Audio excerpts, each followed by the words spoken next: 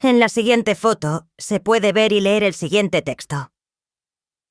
Del diagnóstico al reconocimiento de la discapacidad en personas con distrofias de retina. Fecha: sábado 14 de junio de 2025. Hora: 10 de la mañana. Palacio de Congresos, Ciudad de Oviedo. Edificio Calatrava. El logo de Esretina Asociación. Programa: la 35ª Asamblea General Ordinaria de la Asociación Esretina. 10 de la mañana, primera convocatoria. 10:30 en segunda convocatoria. 11:30. Bienvenida y apertura de la jornada 11:45 horas. Cribado neonatal y estimulación precoz. Claves para un diagnóstico temprano y un apoyo integral a la infancia con discapacidad. Dr. Margaret Creus. Pediatra de atención primaria en el ABS de Agramunt, coordinadora del Comité de Enfermedades Raras y sin diagnóstico de la Sociedad Española de Pediatría. 14:15 horas. Comida de confraternización. Inscripciones: 6659 00 143 o retinaoviedo @hotmail.com.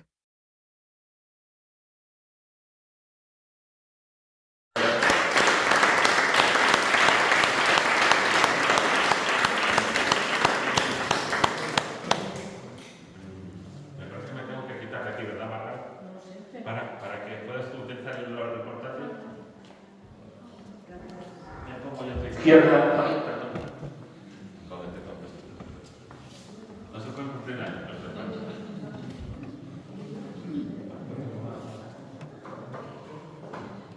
No sé si tienes una presentación ahí.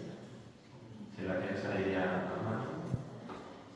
¿Nos ayudáis para que Margaret pueda pasar la presentación? No sé qué tal se ve la pantalla, los que todavía tenéis un poco de resto visual. ¿Qué tal se ve la pantalla? Muy pequeño. Mucha luz. No, hay que hacer la presentación de Margaret, por favor. Hay que ver su presentación. ¿Y si hay todos venir, por favor? O Ángel.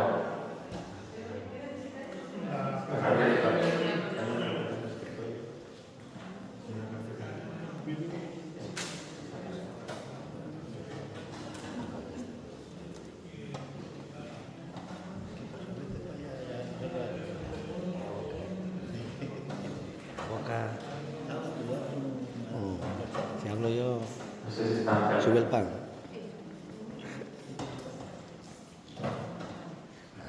Pantalla, si se ve.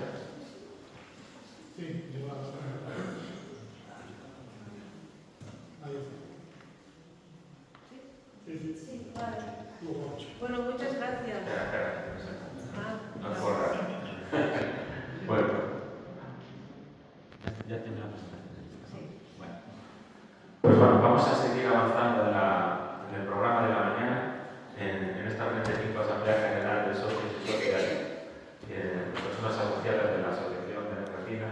Como siempre, tras la Asamblea General dedicamos un apartado específico para la formación, para la divulgación, para un poco avanzar un poco en lo que es el conocimiento, el manejo de todo lo que tiene que ver con las enfermedades visuales, con las patologías de la visión, especialmente con las enfermedades hereditarias de la retina y todo lo que tiene que ver con las enfermedades raras o poco frecuentes, ¿no? Hoy hemos invitado a que comparta con nosotros un trabajo que nos parece muy interesante y que desde Cataluña, desde Lleida, donde ella vive, en Agramunt, nuestra compañera Margaret Creus, que es pediatra y que también es la mamá de una persona con discapacidad visual, con estampa, con una distrofia de la retina, con un gran bagaje en toda su trayectoria profesional, en todo lo que tiene que ser la atención primaria, especialmente la pediatría, y también con una gran experiencia en todo lo que tiene que ver en la participación en plataformas de trabajo en red orientadas sobre todo al diagnóstico precoz y al diagnóstico general y la búsqueda también de tratamientos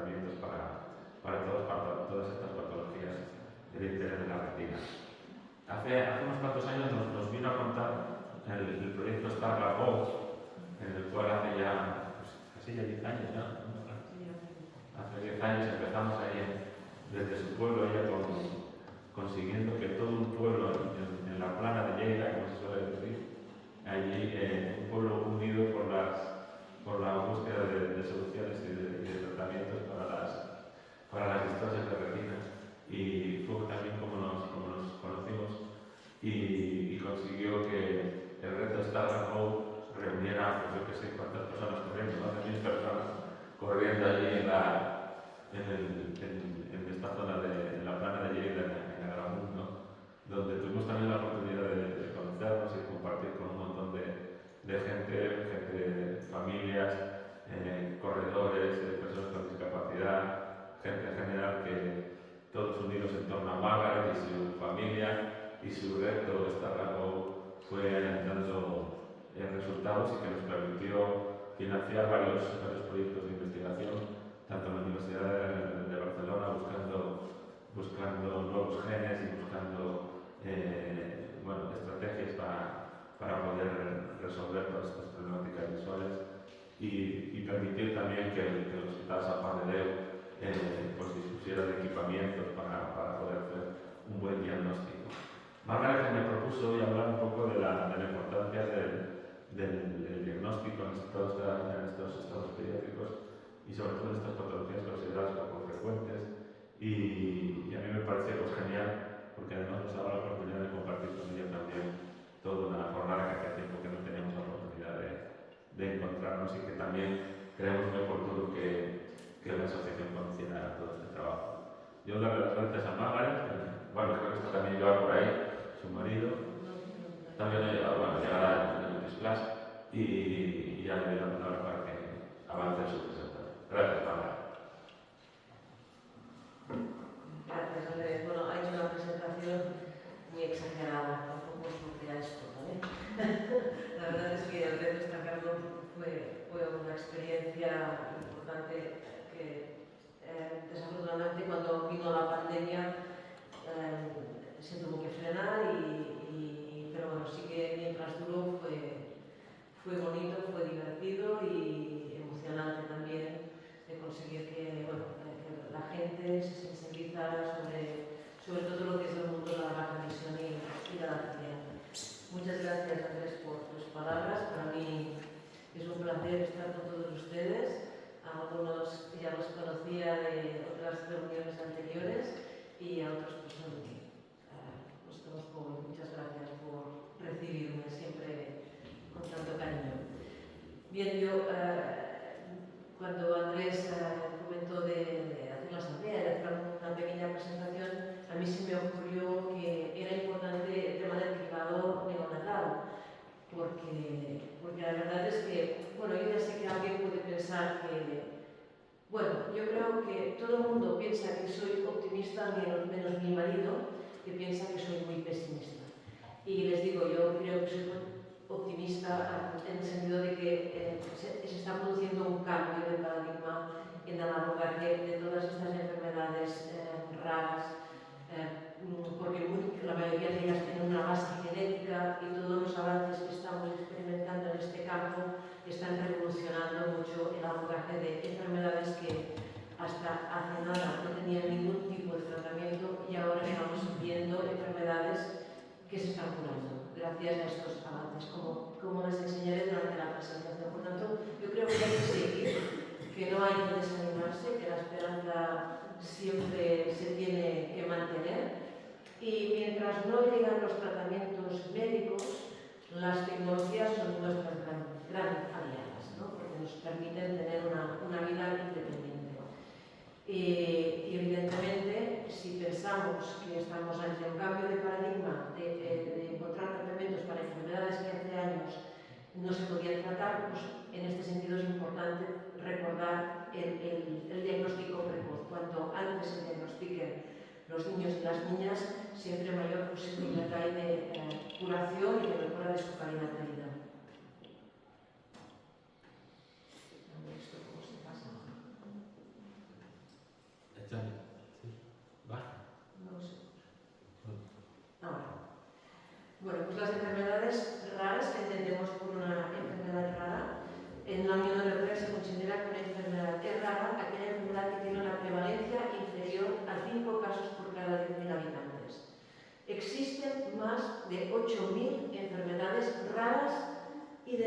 diagnosticadas más un número indeterminado de enfermedades raras sin identificar.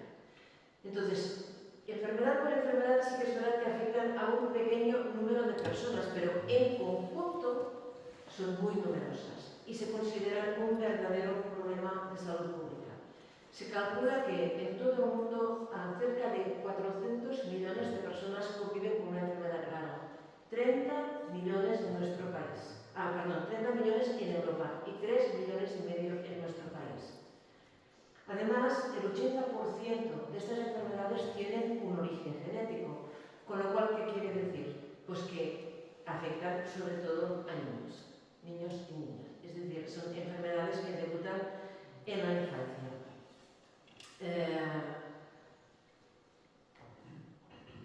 Entonces, para darnos una idea de la gravedad de estas enfermedades, es que 2 de cada 3 aparecen antes de los 2 años de vida y suponen un 20% de las muertes en niños menores de 1 año. Y además también representan el 10% de las hospitalizaciones pediátricas. Y el 30% de los niños y niñas afectados mueren antes de los 5 años. O sea, realmente son datos graves. Y es importante que la Unión Europea pues, haya puesto finalmente su foco de atención en el abordaje de este tipo de enfermedades porque realmente son un problema de salud pública. En cuanto a las enfermedades oculares raras que afectan la visión, se considera que de todas estas 8.000 enfermedades raras descritas, 900 afectan a la vista. 50 de estas 900 afectan solamente al ojo y el resto forman parte de enfermedades sindrómicas en las que el ojo está afectado conjuntamente a otros órganos. Por tanto, la mayor parte de estas enfermedades oculares raras se acompañan de enfermedades de afectaciones de otros órganos. ¿Cuáles son las 10 enfermedades oculares raras más frecuentes? Retinosis pigmentaria, enfermedad de Stargardt, síndrome de Usher, glaucoma congénito primario, albinismo oculocutáneo, acromatopsias, amaurosis congénita de Leber, aniridia congénita, coroidaemia y distrofia cristalina de Viette. Estas serían las 10 más frecuentes. ¿Qué problema tenemos con este tipo de enfermedades? Pues es la dificultad del diagnóstico. ¿Cuántos de ustedes les ha costado encontrar un diagnóstico? ¿Cuántos de ustedes han tardado más de un año en conseguir un diagnóstico? ¿Cuántos de ustedes, de sus hijos, han sido enviados al psicólogo porque los síntomas no encajaban en nada en concreto y vamos al psicólogo porque a lo mejor el niño simula no ver, por ejemplo? Sabemos que desde que aparecen los primeros síntomas a que el paciente termina siendo completamente diagnosticado, y a esto me refiero también al diagnóstico genético, el promedio actual, según este estudio europeo, se cifra en 5 años. Además, fíjense ustedes, el 22% de estos pacientes consultó a más de 8 profesionales sanitarios y hasta un 73% recibió como mínimo un diagnóstico erróneo. En nuestro país, ¿en qué situación estamos? Pues si consideramos un retraso diagnóstico el tiempo que transcurre desde el inicio de los síntomas hasta que se diagnostica tiene que ser como mínimo un año, pues en nuestro país hasta un 56,4% de las personas con enfermedad rara han sufrido un retraso diagnóstico. ¿Qué margen de tiempo? Entre 5 y 6 años. Este es el promedio en nuestro país, aunque siendo un poquito optimistas, pues sí que estamos viendo que progresivamente este margen de tiempo se está reduciendo. ¿Y esto por qué pasa? Pues son varios motivos. Uno es una baja sospecha clínica inicial. En primer lugar, los propios profesionales sanitarios somos poco conocedores de estas enfermedades. Claro, si son más de 8.000, no las conoces todas y además muchos de los síntomas que tienen estas personas son síntomas muy inespecíficos que se pueden confundir con otras enfermedades mucho más comunes. Además de la fragmentación en la formación clínica, porque los síntomas no aparecen de golpe. O sea, cuando una persona tiene todos los síntomas es fácil de diagnosticar, pero cuando empieza con un síntoma, después al cabo de unos años empieza otro, después aparece otro, pues esto dificulta también el diagnóstico. Por otro lado, en nuestro país también tenemos procesos de derivación que no terminan de funcionar bien.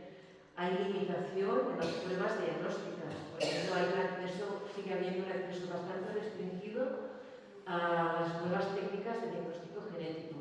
Y después ya tenemos un sistema sanitario pues, que es muy complejo y también que es poco efectivo. Por ejemplo, ejemplos de enfermedades raras que tienen retrasos diagnósticos, la ataxia de Friedrich, por ejemplo, que es una enfermedad neurodegenerativa, 36 meses. La enteritis de Takayasu, que es una forma de vasculitis, 24 meses. Y, por ejemplo, una enfermedad que, que yo creo que los pediatras los tienen que sonar bastante, a lo mejor a ustedes no, pero los pediatras sí, que es la distrofia muscular de Duchenne, pues es de promedios de 12 meses. Esto es tiempo perdido. Y este tiempo perdido tiene sus efectos. Por un lado tenemos deterioro clínico y funcional para las personas afectadas, pues no se les ofrece un tratamiento que sea adecuado. Después se realizan entonces pruebas y estudios innecesarios, porque como no sabemos qué tiene, vamos a pedirlo todo. Y no sabemos muchas veces, pues no hay guías ni protocolos que te orienten un poquito hacia qué pruebas pedir, ¿no? Y esto también sobrecarga tanto a las familias como pues, al propio sistema sanitario. Hay un retraso terapéutico que puede ser más o menos grave y todo esto genera un gran estrés y una gran incertidumbre a las familias.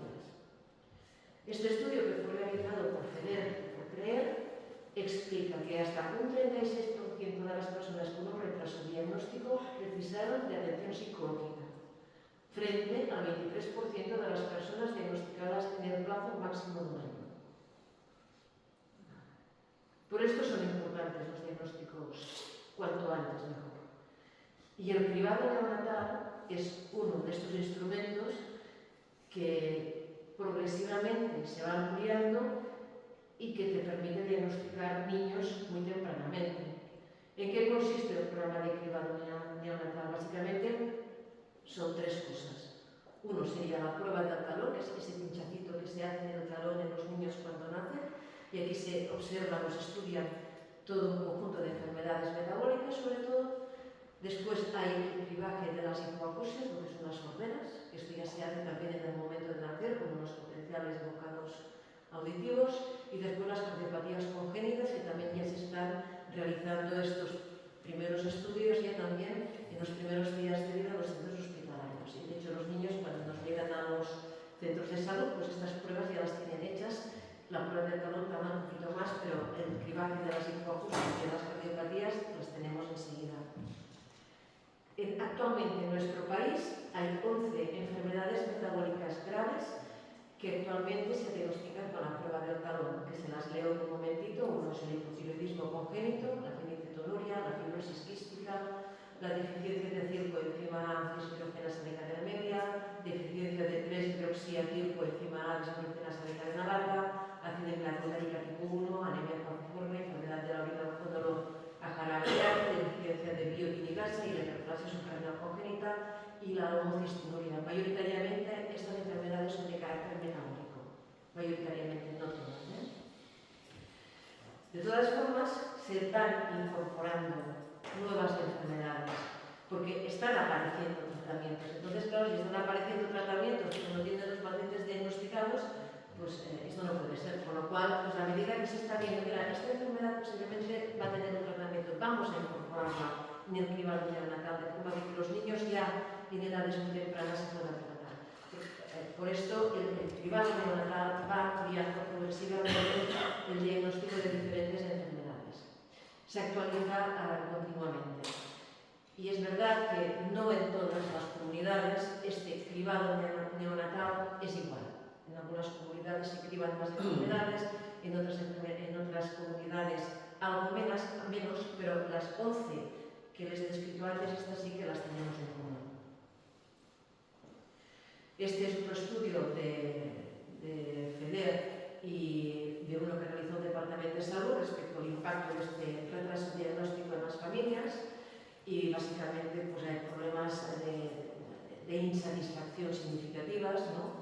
Hay un impacto económico, pues no hay soporte en situaciones de dependencia muchas veces que sea proporcional a las necesidades de las familias, y otra demanda muy significativa es la falta de atención psicosocial a los pacientes. Por esto las asociaciones de pacientes son tan importantes, porque cubren gran parte de las necesidades de las familias que no está cubriendo el Servicio Nacional de Salud.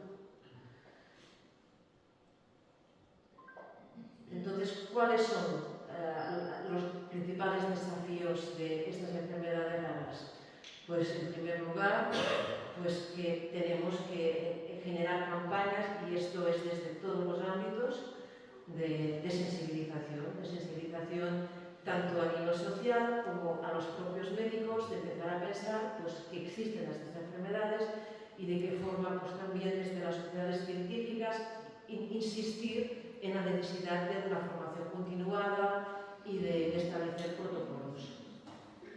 Intentar también como profesionales, y yo hablo como pediatra, estar al tanto de la sospecha clínica, de pensar en un niño que tiene un problema, de pensar que a lo mejor estoy delante de una enfermedad rara y no pensar y no dejar de pensar en ellas, o sea, siempre tener un poquito esta visión clínica, de decir, oye, el niño que viene ahora, pues porque tiene un poquito de dolor de cabeza y después viene, que además tiene que no ve bien, y además después te viene con vómitos, pues esto te puede indicar unas enfermedades.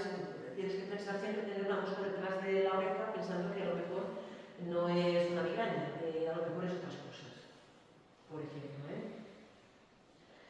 Necesitamos itinerarios asistenciales integrados, porque ¿qué pasa? Que tenemos niños que están en la atención primaria, por ejemplo, y que necesitarían pues, de soporte pues, a nivel, lo que comentaba, ¿no? A nivel de fisioterapia, de rehabilitación, de soporte psicológico, de estimulación del lenguaje. ¿Cómo lo hacemos?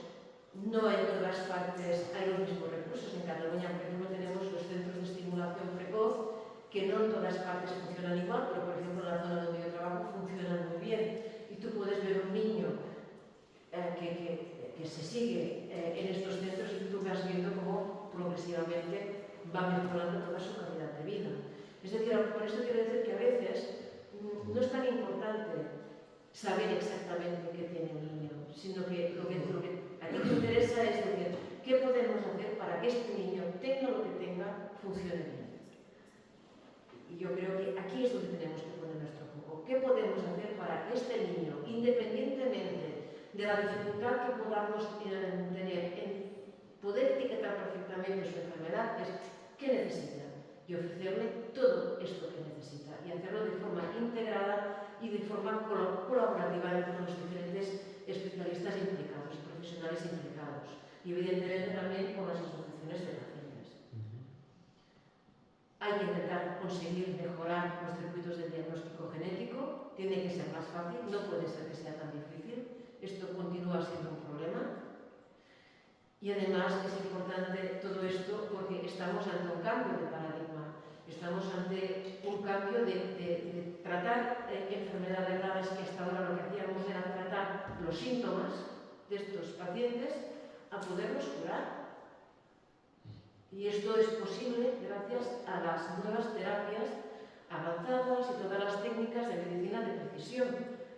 Y no podemos dejar escapar ningún diagnóstico que sea susceptible de poder ser tratado, ya sea para mejorar su calidad de vida o ya sea para curarlo, porque ahora podemos decir que hay enfermedades que se curan con este tipo de tratamientos.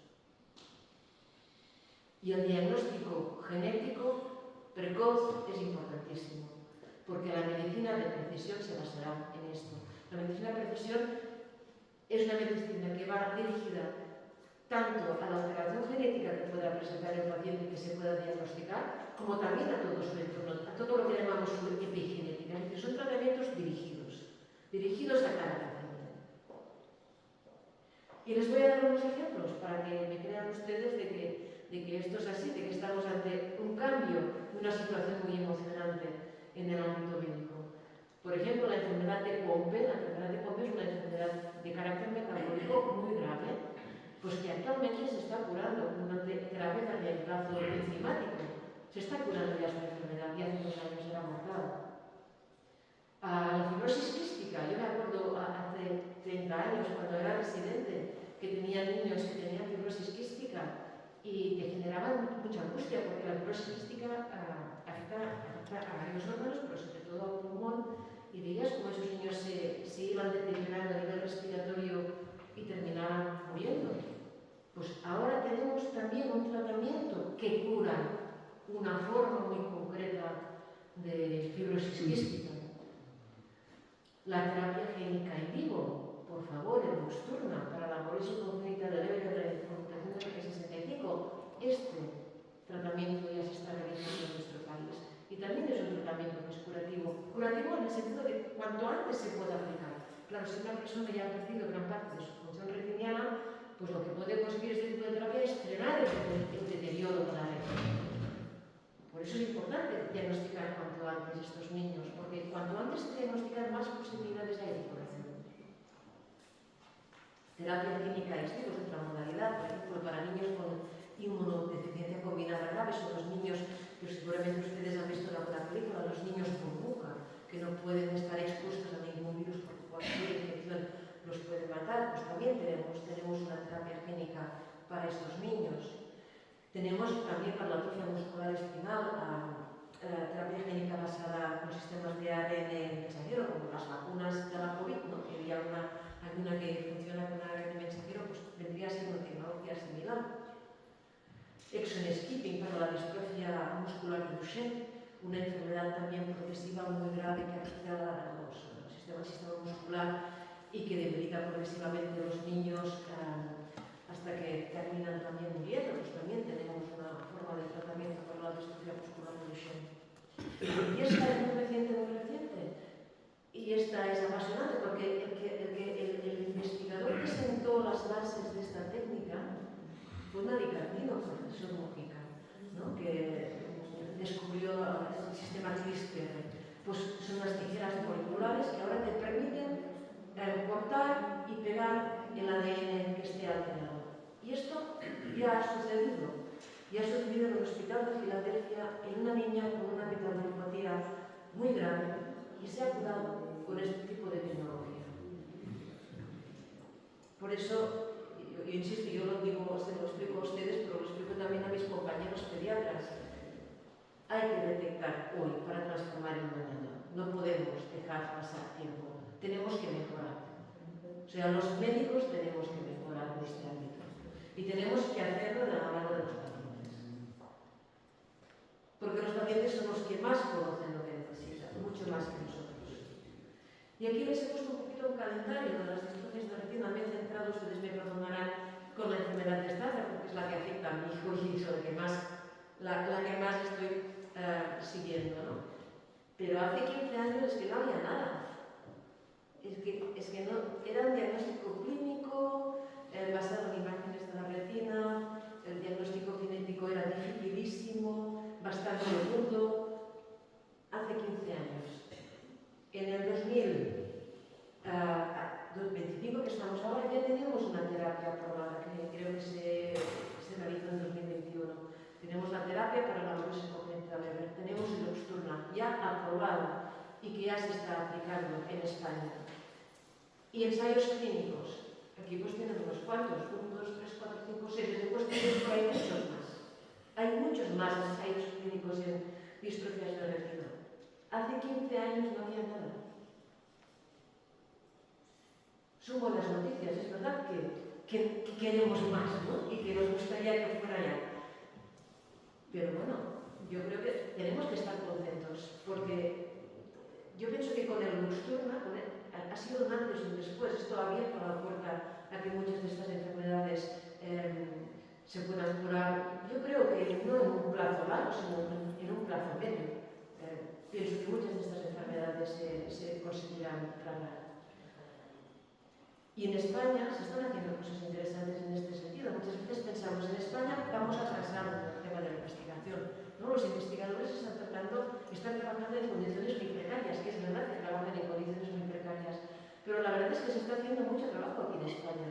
Y de hecho somos un país importante dentro de la Unión Europea también en este ámbito. Y el año pasado hasta un 22% de los ensayos clínicos que se realizaron en nuestro país fueron dedicados a enfermedades raras. Y aquí les voy a dar algunos ejemplos de estas tecnologías que se están aplicando en nuestro país. Por ejemplo, tenemos para una enfermedad metabólica, como es la epidemia metilmalónica con RNA mensajero. Esto ya es un ensayo clínico que se está haciendo en nuestro país también. Transferencia terapia génica también para la enfermedad una enfermedad lisosomal, una enfermedad también neurodegenerativa muy grave. Y aquí hay también un trabajo, es un ensayo clínico también con una tecnología similar a la que les he explicado del caso de Filadelfia, con un sistema también de edición genética para una enfermedad metabólica. En este estudio participan el 12 de octubre de Madrid, el Centro de Hospital Central de Barcelona, y esto es un hito muy importante aquí, que podamos participar de estos avances. Tratamientos, pues también ya tenemos dos tratamientos con estas técnicas aquí, una que ya está aprobada, que es también para tratar una enfermedad metabólica, que es una terapia enzimática de sustitución, y por ejemplo, para tratar esta enfermedad justamente no la tenemos en el cribado neonatal. No se diagnostica en la prueba de tratamiento, ya se ha pedido que se incorpore en la prueba de tratamiento, porque si tenemos un tratamiento no podemos no diagnosticarlo. Y ahora estamos pendientes de que esto se apruebe y que se incorpore el cribado neonatal. Y después tenemos otro tratamiento que ya está en las fases últimas de aprobación, que es también para una enfermedad, se llama deficiencia de TK2 mitocondrial, que son unas formas de miopatías muy graves que afectan también en niños y que abarcan un número bastante grande de enfermedades que van con este déficit. Pues aquí también están en la fase final de aprobación de un tratamiento específico con este tipo de terapias avanzadas. Y simplemente un mensaje final es que hay que tener esperanza, tenemos que convertir lo raro en una esperanza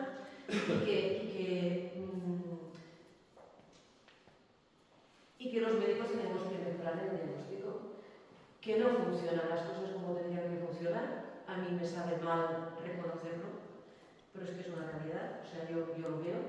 No conocemos, no sabemos suficiente, no hay circuitos, no sabemos ni qué recursos tenemos en el territorio, porque hay recursos, pero muchas veces los compañeros no saben ni cómo acceder a estos recursos.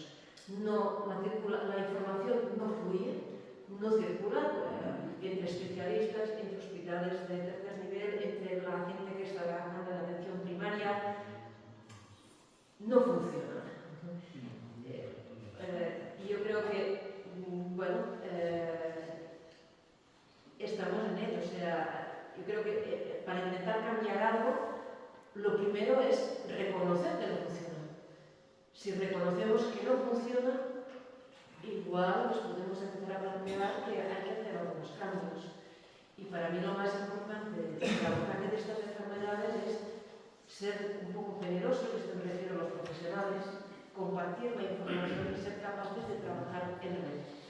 Trabajar en red, hospitales terciarios, genetistas clínicos, neuropediatras, profesionales y expertos en metabólicas, y de la mano con los pacientes, porque los pacientes son los que conocen muy bien los problemas que tienen de sus periplos diagnósticos, de las dificultades que se han encontrado con esos diagnósticos. Y hay que tenerlos en cuenta, porque muchas veces los médicos nos centramos a ver qué es lo que no funciona aquí, el corazón, mira, me duele el corazón. ¿Qué no le funciona el riñón? Me duele el riñón. Pero es que la persona no es un corazón, no es un riñón, es todo. Es todo conjuntamente con sus familias, con sus amigos, con su contexto. Y esto muchas veces los médicos, con tantos súper especialistas, no lo tenemos en cuenta. Y hay que mejorarlo. Desde la Asociación Española de Pediatría se ha creado recientemente un comité para intentar mejorar todo esto y a ver si entre todos, con vosotros, Andrés, podemos, una vez reconocido que tenemos problemas, pues intentar cambiarlo. Yo les puedo asegurar que voy a dedicar mi tiempo y energía para intentar, desde mi pequeño ámbito, sensibilizar a los compañeros e intentar pues, que podamos hacer la vida un poquito mejor a las personas, a los pacientes, a las familias y todos estos déficits, a ver si somos capaces de corregirlos. Y esto pasa por ser generosos, compartir y trabajar en red. Desde mi punto de vista, no hay otra forma. Si estamos cada uno en su sitio, en su cosa, y no somos capaces de ampliar la mirada y hacer un abordaje integral de todo, con fisios, con logopedas, con expertos en baja visión, con expertos en tiflo, si no somos capaces de hacer todo esto juntos, será difícil. Y hay que, bueno, como antes le decía a la madre de Cristian, ¿no? A veces hay que ser un poco una piedra en el zapato, ¿no? Insistir y decirlo y decirlo y decirlo y decirlo y perseguir a quien sea para que esto cambie. Y bueno, ya está. Muchas gracias por...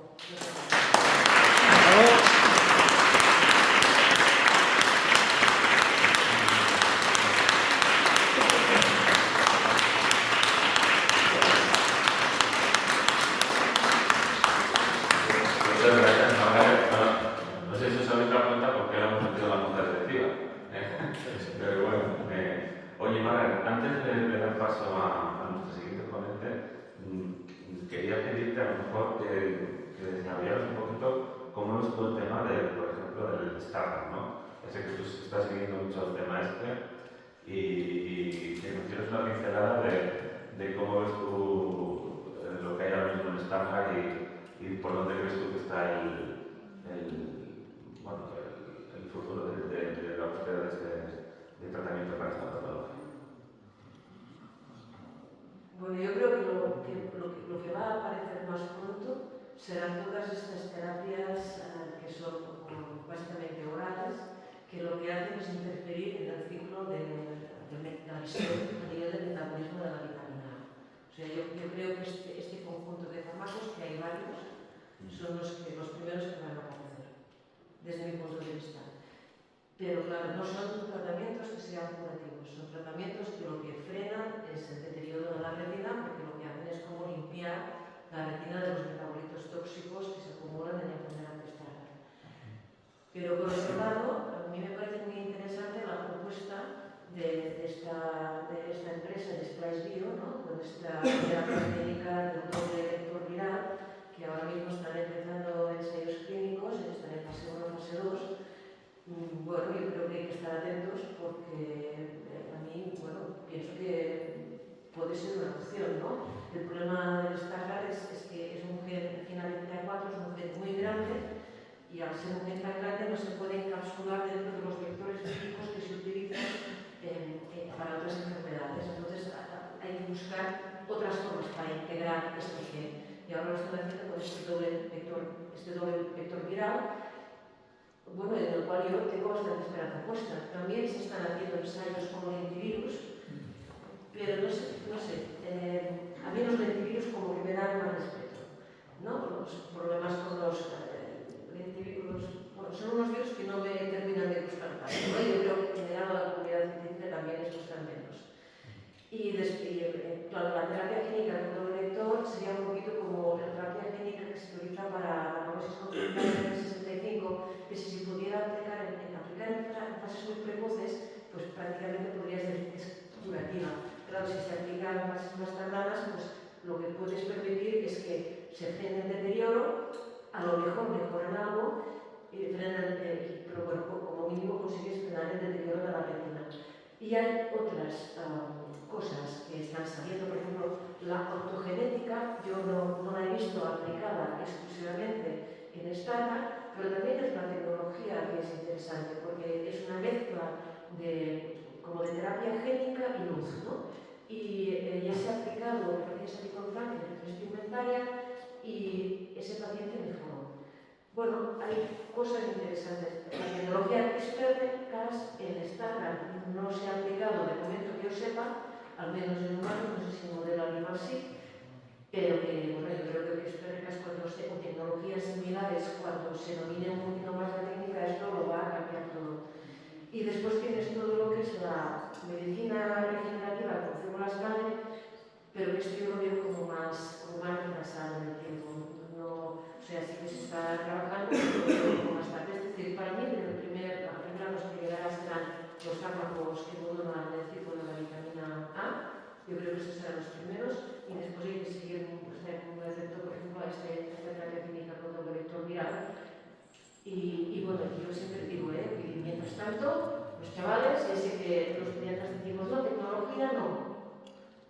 pantallitas no, es verdad. Pantallitas no, pero en Starbucks sí. Y en baja visión sí, porque te salvan la vida. Los chavales con la tecnología pueden hacer una vida normal, pueden hacer de todo, pueden estudiar, pueden hacer de todo. Y además los chavales, a diferencia de la gente mayor, lo aprenden súper fácil y súper rápido, se manejan súper bien. Y yo creo que los chavales con este tipo de problemas, la tecnología es una gran aliada, y a nivel tecnológico seguramente tú lo sabes más que yo, Andrés, seguro que hay cada vez más opciones útiles para que estos niños y niñas puedan comunicarse perfectamente. Bueno, estoy bastante de acuerdo contigo, sobre todo, por ejemplo, en el tipo del Stargardt, que bueno, es un tipo de una retinosis pigmentaria un poco al contrario, ¿no? Que se pierde más bien la visión central en estadios ya muy juveniles o infantiles, y sin embargo la visión lateral se conserva, ¿no? A mí siempre me ha sorprendido cómo estas personas que son capaces de aprovechar su resto visual lateral para hacer funciones de visión central y de agudeza, ¿no? Y cómo, evidentemente, lo que tú comentas, cómo la tecnología les permite desarrollar, potenciar ese resto visual lateral para convertirlo en una función vital, sobre todo en el tema de la lectura, en el tema del acceso a detalles, ¿no? A poder reconocer objetos, personas, cosas con nitidez, ¿no? Que algo que contradice un poco lo que conocemos de la visión, que es que la visión lateral no nos permite este tipo de capacidad, y sin embargo estas personas lo consiguen, ¿no? Qué importante también es hablar en el tema del Stargardt, porque hablabas tú al principio del diagnóstico precoz, ¿no? Porque, por ejemplo, en la enfermedad del Stargardt, si algo tenemos claro es que los suplementos de vitamina A son perjudiciales para la retina, ¿no? Y cuanto antes lo sepamos es algo fundamental. Y muchas veces, durante muchos años, hemos estado tomando vitamina A un poco sin ton ni son, que realmente nos estaban dando vitamina A, y realmente las personas que no tenían el conocimiento de que tenían el Stargardt realmente se estaban dañando, ¿no?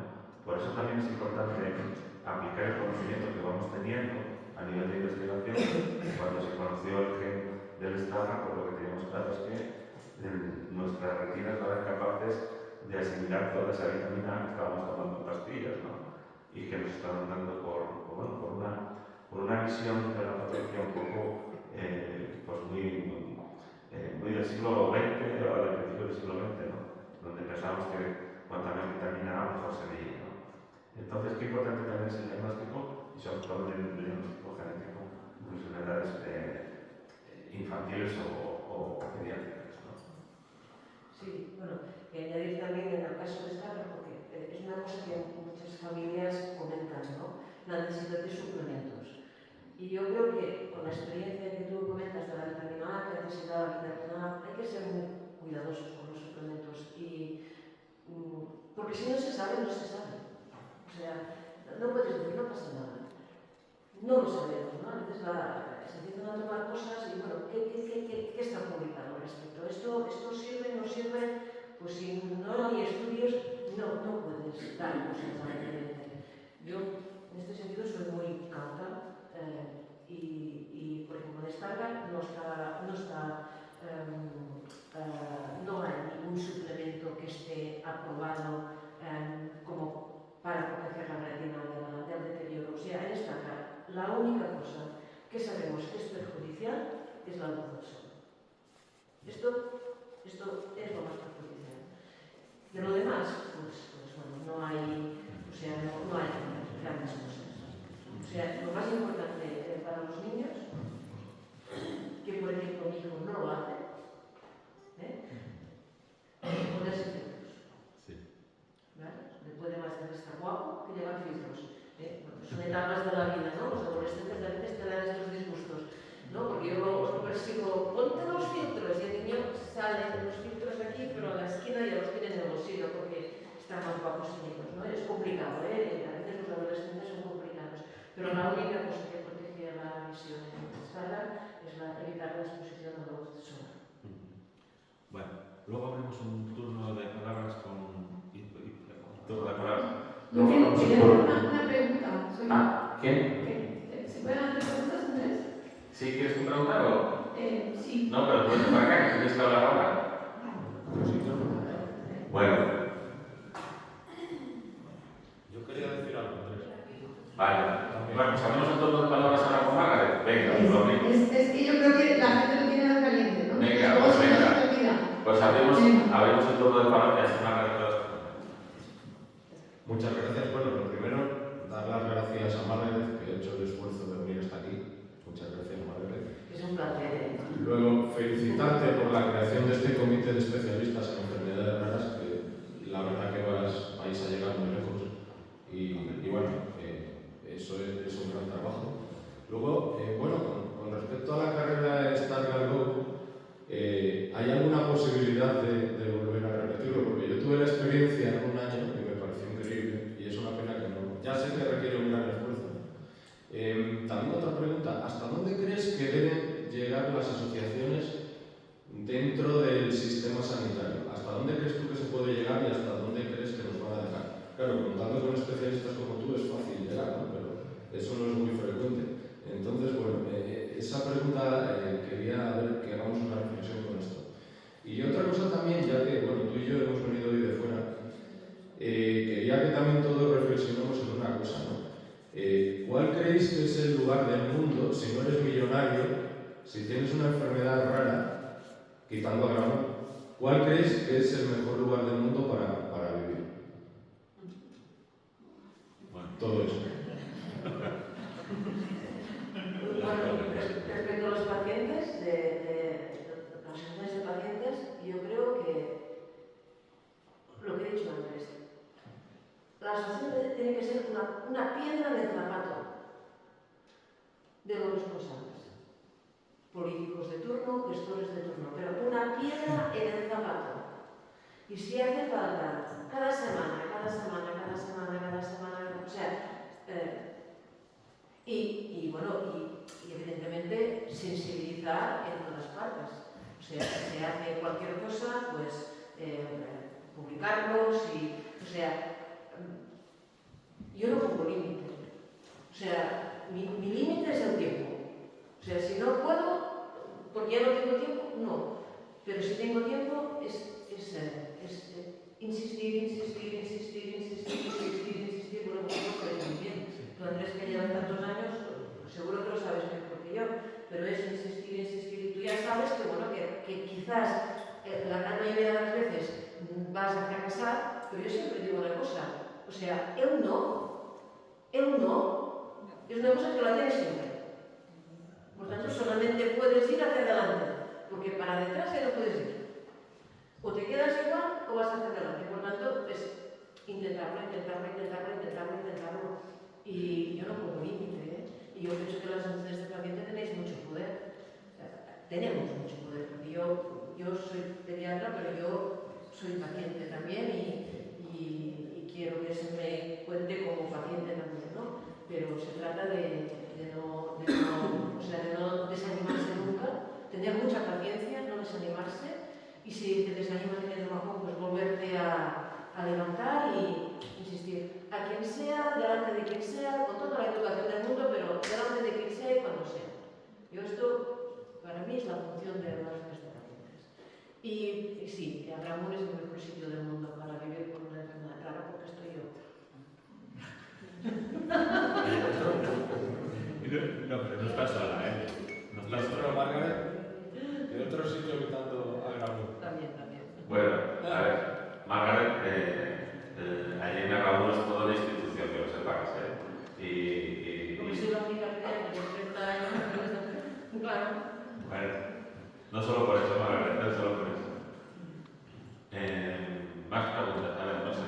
Vale, yo la pregunta, saludarte, Margaret, que no nos hemos saludado todavía. Y digo, bueno, dos cosas. Una es una puntualización, porque me hizo mucha gracia que hablaras ahora de los filtros solares y los adolescentes que no se los quieren poner. Esta semana hemos recibido 2 peticiones de filtros solares que los seguimos en la asociación y se los dimos a 2 pacientes mayores. Y ambas 2 personas se ven feas. Y no se lo quieren poner. O sea, ayer fuimos a una actividad con un solazo terrible y llegó una chica con unas gafas muy chulas, pero no los filtros que yo le había dado esta misma semana. Y le pregunté por los filtros y me dice, no me atrevo a ponerlos, ¿vale? Por el amarillo.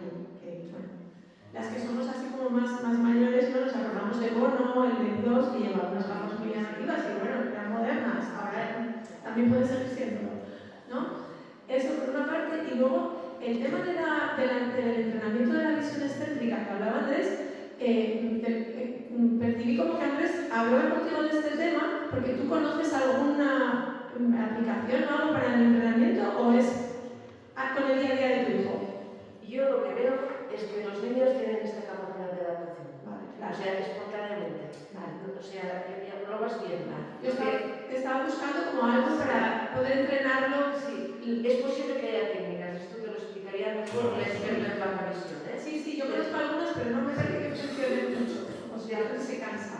Yo lo que he podido observar es que los chicos aprenden a mirar de otra manera. Y sí que lo respeto. Por ejemplo, yo mi hijo sé cuando está empeorando por la forma como mira. Por ejemplo, cuando hay oscuridad, que los pacientes con esta ven mejor con poca luz, ¿no? Pues, por ejemplo, tú estás en una habitación que no hay demasiada luz y yo veo que él mira con los ojos bien alineados. Pero, por ejemplo, si hay exposición solar, yo ya veo que desvía la mirada. No se lo digo, porque a él le preocupa más que se le note que desvía un poco la mirada que el hecho de no ver, que debe ser el tema, ¿eh? O sea, pero yo lo noto por esto, cuando hay mucha luz y que él realmente ve peor, lo noto porque tiene una mirada, mira como de lado, mira como un poquito de lado. Pero lo ha aprendido él, porque yo recuerdo una vez en un control con el oftalmólogo, cuando yo tenía el diagnóstico, ya tenía una visión muy grave, de un año al siguiente mejoró su agudeza visual, nada, un punto, muy poquito. Y el oftalmólogo se quedó como sorprendido de cómo era posible que hubiera mejorado, pero yo creo que es que creó como una falsa fobia y aprende a mirar por allí. O sea, la medicina... Es habitual. Pero nosotros tenemos aquí una asociada que fue un día al oftalmólogo y le dije, mira, aquí no sabía cómo estaba viendo, ¿no? Y ella se me habló y dice, pues yo estoy trabajando y pero es que en el trocito de campo que tiene, o sea, ha generado pues muy buena visión. Y nos decía la pediatra la oftalmóloga de aquí, Lucía de Luca, que realmente sus pruebas eran como muy malas, pero que había conseguido entrenar esa visión excéntrica muy bien. Vale. ¿Alguna pregunta más? Sí. Venga. ¿Vale? ¿Más preguntas? Nada. A ver. Por aquí, José Antonio. Bueno, como estás adelante, te escuchará. Bueno, lo que iba a decir es que lo de los filtros solares es muy importante no solo en los niños, sino en todos. Pero yo, por ejemplo, se lo repito a mucha gente y me dice, como lo veo, como lo mío es glaucoma, como el nervio óptico ya lo tengo mal, pero es que lo que no piensan es que sus problemas pueden empeorar sin los filtros solares, porque yo estoy harto de escuchar que los oftalmólogos lo único que recomiendan es protección, gafas, incluso, o sea, principalmente a los niños desde edades ya muy pequeños, de muy jóvenes. Y bueno, otra cosa que le iba a decir a la doctora Margaret, ante todo, bueno, agradecerle su presencia aquí hoy. Creo que debería haber una gran alianza de médicos honestos que presionen a las administraciones para que se invierta más en investigación y sobre todo para que haya más centros de referencia, porque no puede ser que haya centros de referencia solamente en comunidades autónomas como Cataluña o como Madrid o como Valencia y el resto estén huérfanas de esos centros. Creo que debería haber más porque muchas cosas, muchas enfermedades se podrían evitar porque hay mucha falta de conocimiento de esas enfermedades. Nada más. Bueno, enhorabuena, doctor estamos en el camino en estos momentos, y lo veo por lo que dijo el compañero aquí hace un momentín también, porque existen personas honradas, personas nobles, que eso es un ejemplo y una bandera para seguir dentro del doctorado. Entonces, me escuché lo que habías comentado anteriormente, pero hoy disfruté, Mari, porque te veo que conozco por el corazón, porque no te puedo ver bien. Entonces, tienes un hijo y sabes lo que es eso. Eso nos da mucha fuerza a todos, a los pacientes, para la unión con los doctores también. Tengo el doctor Castro, que para mí es una eminencia y es otra persona luchadora, como veo que tú eres, que estás todos los días ahí luchando por el colectivo. Así que lo importante es la unión que tenemos ahora, que yo jamás lo podía imaginar. Y esto lo estoy viendo con las Fuerzas Armadas, una persona como yo que fui un marinero raso y que en estos momentos tenemos una unión enorme con los oficiales. Somos como una familia. Lo mismo que estamos viendo aquí ahora entre Retina y todos los doctores que vais pasando por aquí con nosotros, que es muy importante. Por eso dijiste algo de que los doctores completamente no estáis de alguna forma coordinados todos como tenía que ser, y es porque lo estamos viendo en las Fuerzas Armadas. Lo veo y lo estoy escuchando todas las horas que tienen problemas, la Armada con la Policía Nacional, con la Guardia Civil, con todo. Es una pena que no haya esa coordinación. Va a llegar, y lo digo porque lo vi en su momento cuando veía que, por ejemplo, una persona de Asturias no nos pagaba los gastos por ir a otros países a poder intentar conseguir saber qué teníamos. Éramos ignorantes en todo. Y por eso teníamos que reclamar, por ejemplo, los gastos. Pues a mí me lo denegaban por ser de Asturias. Sin embargo, me mandaban de Barcelona, de Valencia, de Galicia, de País Vasco, sentencias que lo podían aportar. Y todo es por la falta de conexión entre autonomías. Esto es un ejemplo, ¿no? Y después yo, con la enfermedad que no sabía lo que tenía, me dijo un doctor de los más importantes del país, y a nivel muy famoso fuera, que yo tenía una infección focal paranasal. Y por todo eso me quitaron las anginas, me quitaron las muelas del juicio, anestesia general, me querían hacer otra operación más. Y al final quedaban asustados que venían de Houston y de otros países de Estados Unidos y me decían que era inhumano lo que habían hecho conmigo. Y os estoy diciendo gente muy importante, que lo sabe Andrés, lo sabe todo el mundo, los ve. Y después decían que era tercermundista lo que habían hecho en Moscú, y resulta que lo están haciendo ellos, inyectando esas inyecciones y haciendo un mercado enorme. Digo esto para que te des cuenta, Márgare, de que ahora estamos, por lo menos, estamos unidos los doctores con los pacientes. Y estas asociaciones que están haciendo tanta labor importante, que a mí me ayudaron mucho en su momento para quitarme muchas dudas y para centrarme y para tirar hacia adelante. Estos filtros los usé yo al principio y me alegro que me digan eso. Son fundamentales para nosotros. No puedo soportar otros cristales que no sea el filtro, para que no me moleste. Porque yo desde los 8 años ya notaba, cuando me pegaba el sol, que me cegaba. Y no comprendía. Claro, hasta que llegué a tener 33 años fue cuando supe de verdad todo. O sea que quiero decirte, Mara, que gracias por ser como eres. Ánimo y hacia adelante, porque creo que estamos en el camino y entre todos podemos conseguir muchas cosas y todo va a llegar, ya lo veréis. Gracias de corazón y enhorabuena. Gracias, Jesús. ¿Alguna consulta más? Sí, ¿no? Sí. Bueno, pues nada.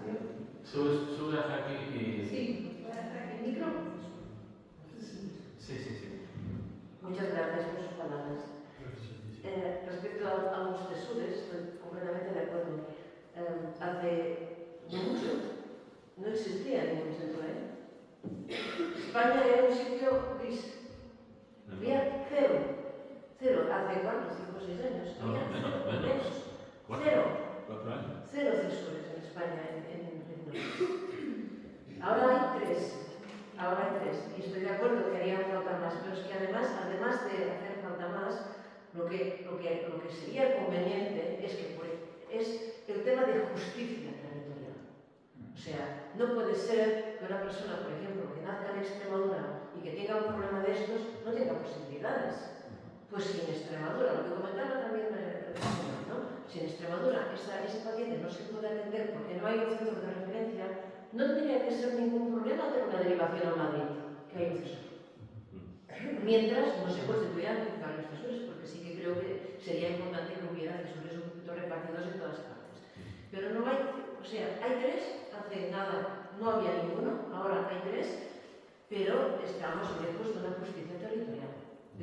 composición territorial y además que existan los sistemas como para poder hacer estas derivaciones de los pacientes de un territorio a otro. Da igual, nazcas donde nazcas, si todos estamos en España, no tendría que haber problema. Me traslado, no hay una Extremadura, pues se va a Madrid, o se va a Barcelona, o se va a País.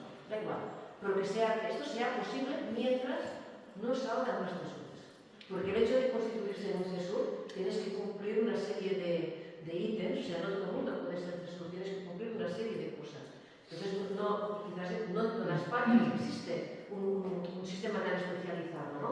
Pero mientras esto no se constituya, utilizar lo que hay, pero que haya protocolos de derivación que sean claros y que todo el mundo pueda tener acceso a ellos, independientemente de su código postal. Sí. Bueno, con respecto al tema de los CESURes, bueno, los CESURes son los centros de referencia estatales específicos para un grupo de patologías o para una patología en concreto. En España, en patología ocular rara, un poco de todas esas patologías oculares que nos ha contado Margaret, en España, en patología ocular rara, tenemos 12 centros de referencia. Fundamentalmente, donde estamos, Cataluña, Madrid, el País Vasco y Andalucía. Estos son los lugares donde hay. En distrofias de retina, que es lo que más nos atañe a nosotros, pues lo tenemos en el San Juan de Dios y pediátrico y Belviche, en Barcelona, y el otro está en Biodonostia, en San Sebastián, ¿no? De todas maneras, bueno, ya sabéis que la Asociación de Retina formamos parte de la Federación Española de Enfermedades Raras y desde la Federación Española de Enfermedades Raras, lo que sí decimos en el tema de los CESURes, de los centros de referencia, es que muchas veces lo que tiene que viajar es el conocimiento, no el paciente. Por supuesto, tiene que haber lo que dice Margaret, rutas de derivación.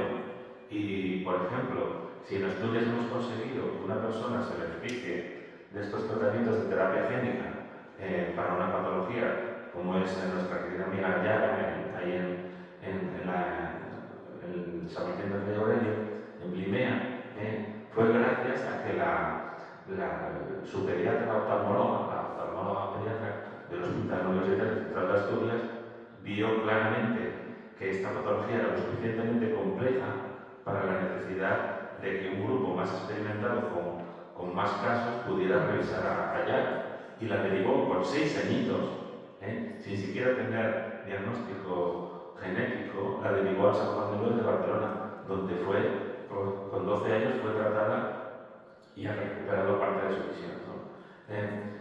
Pero lo que muchas veces, lo más importante también de los centros de referencia es que puedan trabajar en red con el resto de comunidades autónomas donde no hay centros de referencia. Que haya rutas de derivación, pero que haya también lo que hablamos al principio, colaboración en red. Hoy una prueba de una ACT la metes al instante de un profesional en cualquier lugar del mundo, ¿no? Si hay colaboración, si hay coordinación, hay veces que muchas veces no tiene que viajar tanto al paciente como el conocimiento, ¿no? Y bueno, en la sala tenemos, no sé si está por ahí Lara, pero la experiencia de nuestra compañera Lara en relación a lo que es conseguir un diagnóstico, pues toda su vida llega ahí. Y afortunadamente existe también lo que se llama el código de las personas sin diagnóstico, que también es muy importante que se reconozca que una persona no tiene diagnóstico, ¿no? Que bueno, esto va a estar un poco enlazado con lo que nos va a contar ahora Salomé de las novedades en lo que es el barco de la discapacidad, que también es muy importante para que todos estos derechos que como personas tenemos puedan cumplirse independientemente de dónde vivamos en nuestro país. Entonces, ¿no solo estás Salomé? Pasa acá, déjala.